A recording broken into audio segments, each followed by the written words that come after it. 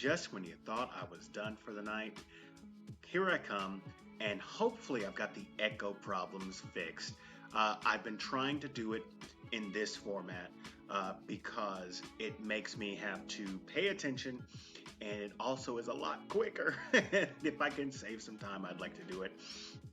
But we're going to talk about episode 2 of Falcon and the Winter Soldier. This is, of course, a continuation of episode 1. And I want to talk about a few things. I want to talk about how the fact that Bucky and Sam are now interacting in this episode. I want to talk about this new Captain America, who we're all pretty sure he's going to turn out to be some stereotypical things that happen, but it's not like one of those, oh, this is just so stereotypical, but it's some things. And I want to talk about the surprise that has implications for down the line in Marvel lore. So first, let's talk about what brings Bucky and Sam together. It is the fact that Sam gave up the shield. The government announced a new Captain America, and Bucky sees this on TV, and he's not too happy because he was like, Steve gave you this shield for a reason. He knew what he was doing. He had a plan, and you just gave it away. You didn't even take into account what Steve thought. And Sam is like, look, you need to get up off me. I did what I thought was right. Now, if that wasn't what you wanted me to do, then I'm sorry that I didn't take your feelings into account, but I did what I felt was the right thing to do in that situation. And to be completely transparent, I see both sides to this. Like, I'm not on one side or the other. Like in Captain America Civil War, I could kind of see Tony Stark's side, but I was all in on Cap's side. I was like, yep, I believe in Cap. And in this one, it's a super gray area because the thing is, it was given to Sam because Steve wanted Sam to carry on the mantle. But in the same instance, if Sam feels like it doesn't feel right, like it shouldn't be mine, then he has a right to do what he feels is best for his own interests. So, gray area, but it's fine. But they're on this mission, and this is a lot of the scenes that we've seen in trailers where they jump out of the plane and they're on this mission, and there's these 2 tractor trailers going down the road, and they're fighting, and Sam's like, that little girl kicked your butt, man.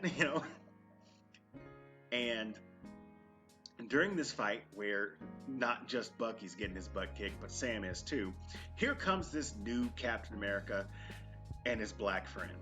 And that sounds bad when I say it, but it really kind of looks that way. So I'm not trying to paint it in some sort of light. I'm telling you what I saw. And there's a lot of blackness in this episode to a good degree and a bad degree. Now, I said, and his black friend. It's kind of nice that they're trying to have some diversity in this. And in the very beginning, there's this new Captain America, John Walker. He's giving an interview on Good Morning America, and it's in the middle of this football field. And he is introduced to quite honestly, an HBCU marching band playing the Star Spangled Man from the Captain America First Avenger. And I kind of had mixed feelings about it. Because the black marching band, yes. the song from the first Captain America, yes. This jokester, the new Captain America, no. I had strong feelings. I was like, and here's the thing. He said all the right things in that interview. I was like, I can't be mad because he didn't say anything wrong. But this guy, he's wearing somebody else's underwear, and that ain't right. Maybe that's a wrong way to put it, but that's just how I felt. After the situation with the tractor trailers, which the bad guys, the Flag Smashers, get away, this new Cap is trying to, offer an olive branch to Sam and Bucky. And Bucky is like straight up not having it. And Sam is like, I don't know.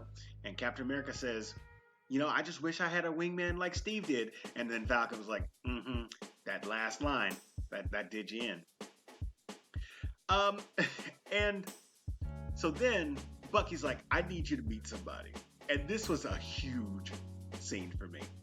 So they go to not the greatest neighborhood and they knock on this guy's door. And Bucky's like, I need to see Isaiah. And I'm like, why does that sound so familiar? And eventually they're let in. And Isaiah's this old guy who was in the war. But he was in the war like a long time ago. Like Korean War. And he doesn't look super, super old. And so I was like, oh my God.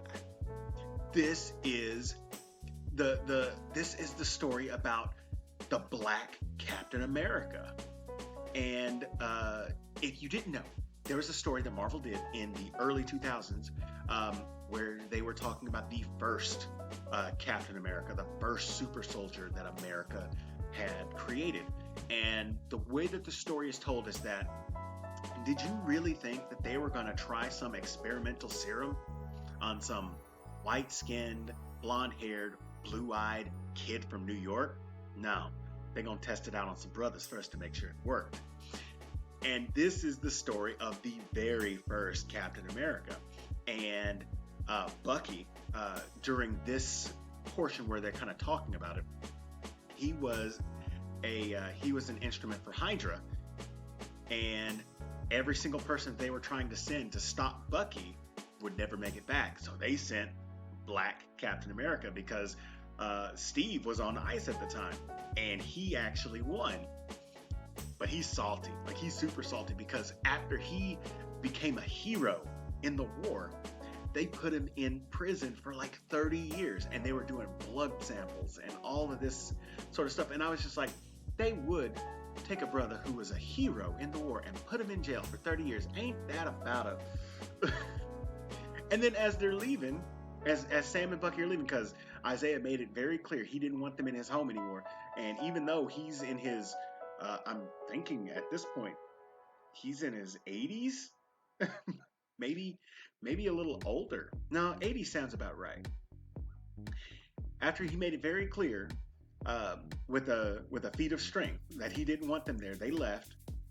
And as Sam and Bucky are getting into an argument, here come the police. Not the police, here come the police. Because they're in this neighborhood they obviously don't live in, and they're talking to Buck. They're like, sir, is this guy bothering you? Like, if y'all don't get out of here, ain't that some mess? I was upset. I was upset for Sam. Bucky didn't make it to his last therapy, so he actually got arrested. And then this is where Captain America, kind of like the new Captain America, I feel bad calling him Captain America, the new guy who's going to be U.S. agent. He gets Bucky out of the jam, and so Sam and Bucky are having like this therapy session, and it's not going very well. Like they bring up old wounds about how Bucky didn't like that Sam gave the shield away, and how Sam is upset that he's not seeing his side of things, and he kept things like a Black Captain America from him. If he'd have known that there was a Black Captain America before him, he probably would have put the suit on. He probably would have kept the shield. So there's a little salt there. But turns out they have to figure out what's going on, because the Flag Smashers, they're making moves all throughout Central Europe. They have that super soldier serum in their blood.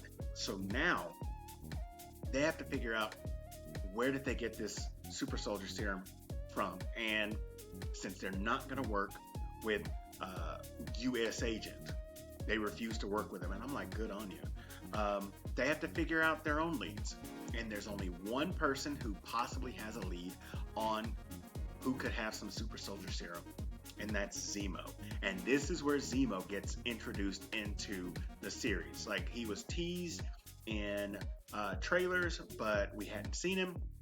So this is the first time that we actually get to see him. And then it cuts to the credits, so we don't even get to. There's no interaction. It's just like, aha, we're gonna bring in Zemo. But the Flag Smashers are sympathetic. There were 8 of them. One of them got killed towards the end of the episode, but they're not trying to bring about the end of the world like Zemo had said in Captain America: Civil War. They really are trying to. What they're trying to do is not 100% clear yet. So I'm looking forward to that. But as I'm wrapping this up, the main huge thing that I want to talk about, 2 things. Number 1, which is kind of like a precursor for things to come, with the introduction of Isaiah Bradley as Captain America, like the first super soldier for the United States. It opens the door for Patriot, who was the Captain America counterpart in the Young Avengers. Definitely looking forward to that, since they've introduced so many Young Avengers like Cassie Lang and Billy and Tommy, Maximoff. So we look like we're getting a Young Avengers. And number 2, because we didn't get any kind of follow with the bank and the boat and the house like we did in episode 1, this definitely is trying to focus in on Black Lives, and maybe not Black Lives Matter, not the organization, but how Black people operate in this country, and how we have to kind of tiptoe in some places where other people can just walk without having to worry about anything. In episode 1, they go to the bank. He's recognized as an Avenger and couldn't even get a loan. And then in this one, he's recognized as an Avenger, but he's hassled like he's a criminal until they recognize him as an Avenger. And I'm seeing a theme here, especially with the Isaiah introduction here. So I'm looking forward to see how they navigate through racial conflicts, because I don't know if they're going to keep going back to that well. But if they do, that's fine. I hope that they do a really good job with it. If they don't, they've done a pretty all right job with it the first 2 episodes, even though I wasn't a big fan of how it was introduced or how it was portrayed in episode 1.